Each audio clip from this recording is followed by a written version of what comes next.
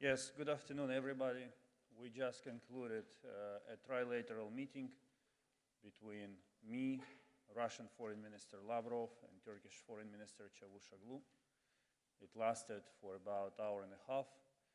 And first of all, I would like to thank Minister Çavuşoğlu for putting this meeting together. It was not easy, but he succeeded in facilitating this contact, this first ever contact between Russian and Ukrainian foreign ministers since the beginning of the Russian aggression against Ukraine. This meeting was both, this conversation was both easy and difficult. Easy because Minister Lavrov basically followed his traditional narratives about Ukraine. Difficult because I did my best to at least find a diplomatic solution to the humanitarian tragedy unfolding in on the battleground and in the besieged cities. The most tragic situation is currently now in the city of Mariupol, on the Sea of Azov. The city is being bombarded from the air. It's being hit by artillery fire. And I came here with a humanitarian purpose, to walk out from the meeting with the decision to arrange a humanitarian corridor in and from Mariupol for civilians who want to flee this area of fear and struggle, and humanitarian corridor to bring in Mariupol humanitarian aid. Unfortunately, Minister Lavrov was not in a position to commit himself to it, but he will correspond with respective authorities on this issue. We also raised the issue of a ceasefire, 24-hour ceasefire, to resolve the most pressing humanitarian issues.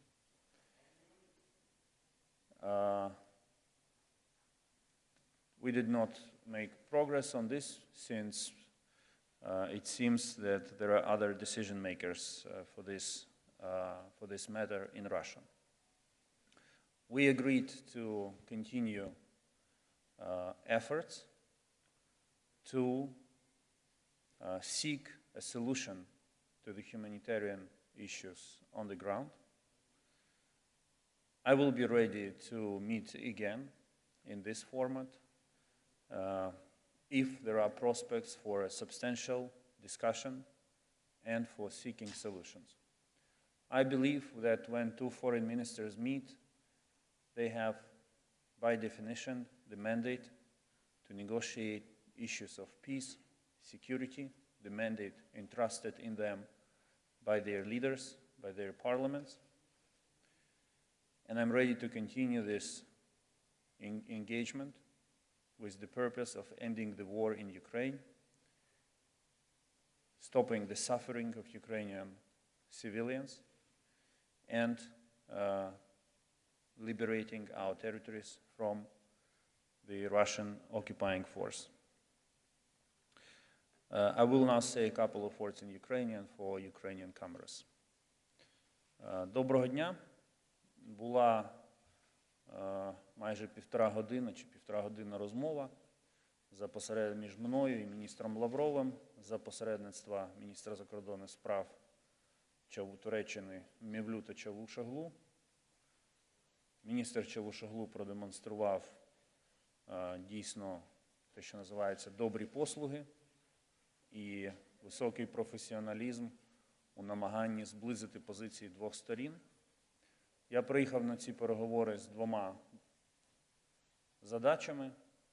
Перше – це організувати гуманітарний коридор з та до Маріуполя. Це найбільш зараз важке місто з точки зору гуманітарного становища. І друге – це домовитися про принаймні 24-годинне перемир'я для вирішення усіх нагальних потреб людей, які захоплені війною. Щодо першого питання, я щиро сподіваюся, що міністр Лавров проведе комунікацію з тими в Росії, хто ухвалює такі рішення, і гуманітарний коридор все-таки запрацює. Я зберігаю надію, що Російська Федерація суто з людських міркувань, з людського співчуття до тих, хто страждає від їхніх куль, від їхніх бомб в Маріуполі, в тому числі немовлят, тисячі з яких перебувають зараз на грані смерті через відсутність необхідних медикаментів, то хоча б з цих міркувань вони дозволять функціонування гуманітарного коридору з Маріуполя, так само, як гуманітарні коридори, які працюють, наприклад, з напрямку Сум до Полтави. Ми не можемо зупинити війну, якщо у країни, яка здійснила агресію, напад, не мають бажання цього робити. Сьогодні я почув, що припинення вогню прив'язане Російською Федерацією до виконання вимог, висунутих президентом Путіним на адресу України. І у зв'язку з цим я хочу підтвердити ще раз, що Україна не здалася, не здається і не здасться. Ми готові до дипломатії, ми шукаємо дипломатичні рішення, але поки їх немає, ми будемо віддано, самовіддано, жертвуючи собою, захищати нашу землю, наших людей від російської агресії. Сподіваюся, що формат, який сьогодні відбувся, матиме продовження. Я готовий до нього. Якщо російська сторона буде готова до серйозної, предметної розмови, а не повторення широко розповсюджених і вживаних пропагандистських штампів та наративів про Україну. Все, що нам потрібно сьогодні, це розмова серйозна, предметна, без кліше. Коли російська сторона буде готова до такої розмови, я теж буду готовий її продовжити. Ми зробимо все для миру, для порятунку життя наших громадян, тому що життя людини для нас є головною цінністю. Дякую.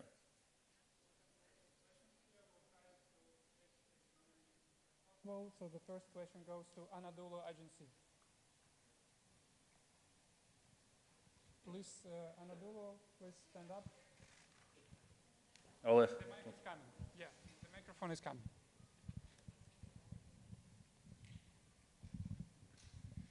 Thank you, Mr. Foreign Minister.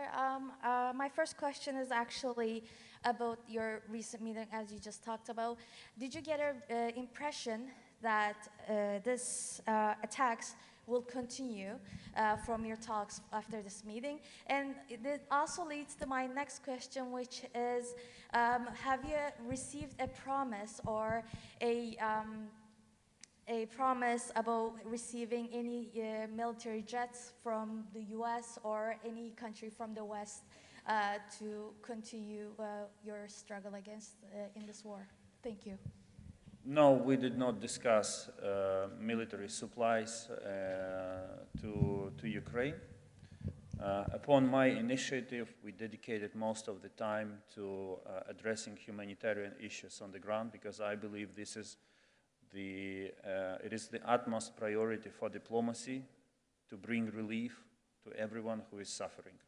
And I appealed to Minister Lavrov in the most constructive way, though it was not easy for me all the time to listen to what he was saying, but I appealed to him a number of times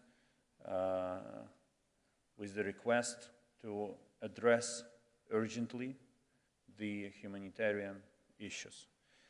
When it comes to the first part of the question, my impression is that Russia is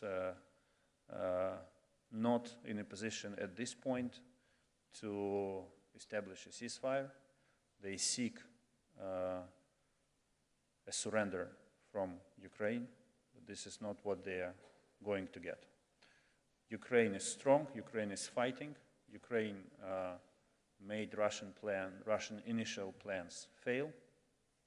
We are ready to seek balanced diplomatic solutions to put an end to this war, but we will not surrender.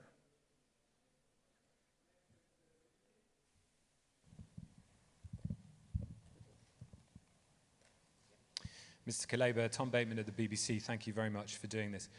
Can I ask you first about the issue of a 24-hour ceasefire? You said there that Mr. Lavrov was not in a position or was not the decision maker, but that he would go and ask the question. Do you have any confidence there can now be a 24-hour ceasefire?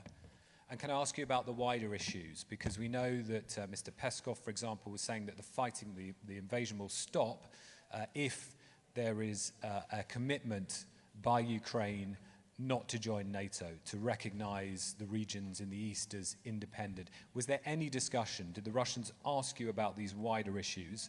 And are you prepared to make any concessions on those? No, Minister Lavrov said that all of these issues should be discussed on a different track, the so-called Belarus talks.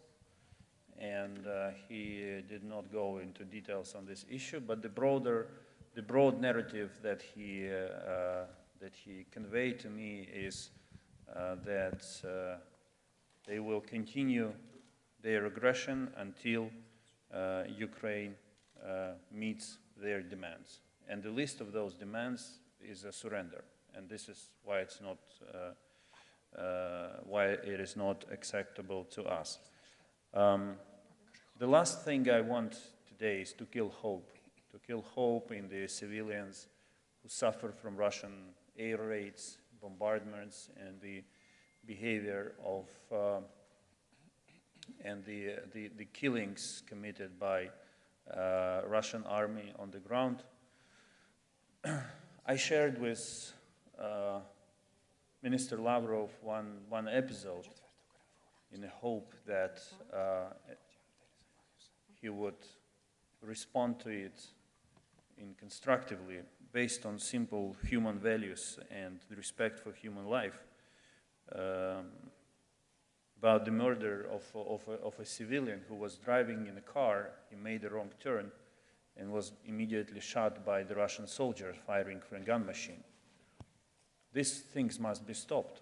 These are the war crimes. And everyone involved in them will bear responsibility eventually. I hope, I sincerely hope, that Minister Lavrov will follow up today's conversations with his colleagues in the Russian government, in the Russian army, and they will hear the plea of civilians, thousands of civilians, on whose behalf I spoke with him today, and help arrange a safe passage for them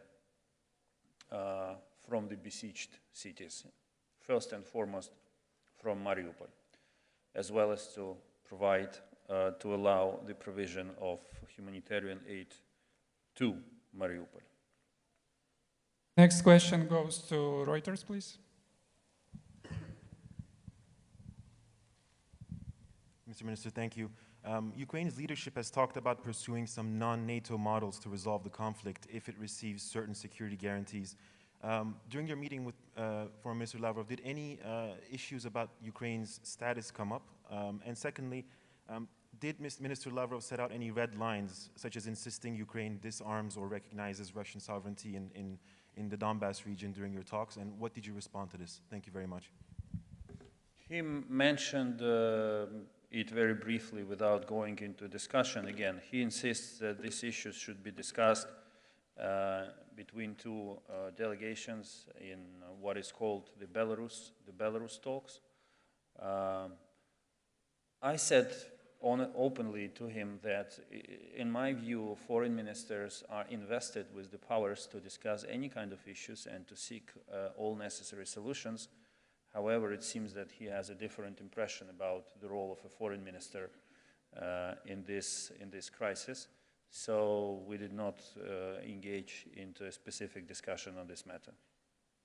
Next is Ukrinform. Ольга Будник, Укрінформ. Пане міністре, гендиректор МАГАТЕ має намір приїхати на Анталійський форум. Чи матимете ви з ним зустріч? І взагалі на зустрічі з Лавровим, чи йшла мова про безпеку ядерних об'єктів? І чи продовжує Росія погрожувати своєю ядерною кнопкою? Так, наприкінці зустрічі міністр Лавров порушив тему ядерної безпеки. Він хоче провести, він висловився на користь проведення тристоронніх консультацій між експертами МАГАТЕ, українськими та російськими ядерниками. Я відповів йому, що до приходу російських солдат на територію України все було в порядку з нашими ядерними об'єктами, з нашими атомними електростанціями. Вони функціонували надійно, і Україна взагалі завжди була і є відповідальним учасником всіх механізмів верифікації МАГАТЕ та договору про нерозповсюдження ядерної зброї. Вся ця брехня, яку вони розповсюджують про те, що вони знайшли в Україні якісь там сліди розробки ядерної зброї, це просто брехня. Жоден міжнародний орган, жодна міжнародна інспекція нічого подібного ніколи не бачила, тому що нічого такого в Україні не відбувалося. Тому найкраще, що може зробити зараз Росія, це вивести своїх солдатів з території Чорнобиля, з території Запорізької атомної електростанції, дозволити персоналу їх обслуговувати відповідним чином, а експертам МАГАТЕ відвідати їх та контролювати, щоб все було нормально. Будь-які посягання на суверенну владу України на її території, яка стосується ядерних об'єктів, є неприпустимими. І якщо будь-яка модель, якщо хтось буде нам нав'язувати модель, за якою ми маємо визнати якесь тимчасове управління в тій чи іншій формі росіянами нашими ядерними об'єктами, то ми це відкинемо, тому що це так не працює. Коротко кажучи, Росія має демілітаризувати ядерні об'єкти, які вона зараз намагається контролювати, і відмовитися від будь-яких атак і спроб захоплення інших ядерних об'єктів або об'єктів газової інфраструктури, до речі, те ж саме, тому що вони можуть поставити під сумнів функціонування ГТС, захоплюючи окремі її вузли. Ми відкриті до розмови з МАГАТЕ, але на тих принципах, які я позначив. The next question goes to France 24. Hi, Ludovic de Foucault, France 24. Thank you very much for doing this. Again, on the humanitarian level, because I understand this was really the focus of the meeting on your part, what concrete steps do you expect Russia to take in the next few days? What was your concrete demands, and what do you expect? Do you think that Mr. Lavrov was able to commit himself to take concrete steps in order to ease the humanitarian situation? Thank you. In the meeting, I made a very simple proposal. I said, we all have our smartphones with us. Well, probably Minister Lavrov has his last iPhone, but that's another story. And I said, I can call my officials right away, my president, my prime minister, my commander-in-chief, and I give you 100% that they will provide all assurances that humanitarian corridors will work. I'm ready to do it right now, right here, in your presence. Can you do the same? Can you make the call? I'm sure you have all of them in the phone book. He did not respond to that. But I still hope that out of humanitarian considerations, he will follow up our conversation by reaching out to his colleagues in charge who can make decisions in this field. Again, we came to these meetings with different assumptions. I came as a foreign minister who is entrusted to seek solutions and make decisions. He, as he said, came to listen. This is the difference in approaches. I was ready to make all necessary calls right away to arrange a humanitarian corridor from Mariupol. I proposed it. My proposal was not followed by, was not supported by Minister Lavrov, but again, I still hope that at least he will do it after leaving the room of negotiations. Okay, we have time for the last question. Please, Daily Sabah.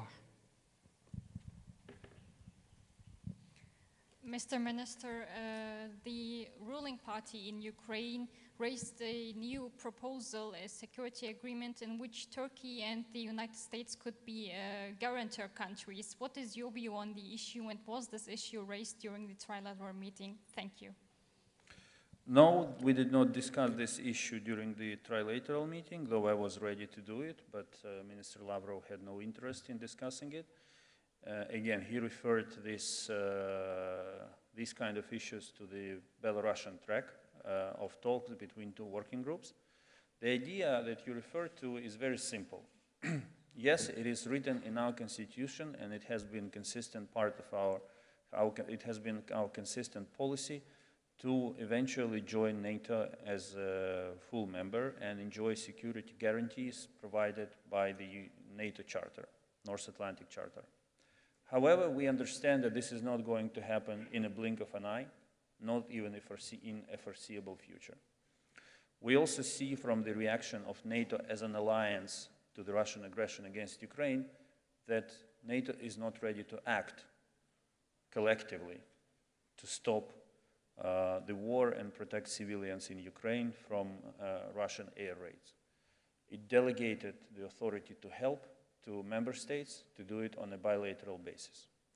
This poses a question: how to ensure security of Ukraine between now and the eventual membership in NATO? This is the question. My constitution says something, and I cannot speak against my constitution. But if we could reach an agreement where a similar system of guarantees as envisaged by the North Atlantic Charter could be granted to Ukraine by permanent members of the UN Security Council, including Russia, of course, by Turkey as a big friend and neighboring country, by all our neighbors, this is something that we are ready to discuss. This is the idea. The war is happening now. Ukraine exists in a security vacuum. We have to think creatively on how to address this issue and ensure our security. So far, it's our army that ensures our security. It's the people of Ukraine who are sacrificing themselves to ensure security of our country, and it's a list of partners, including Turkey, who are helping us with that. But this has to be put on a systemic, sustainable basis. Thank you. Thank you, all of you. Stay safe. All the best.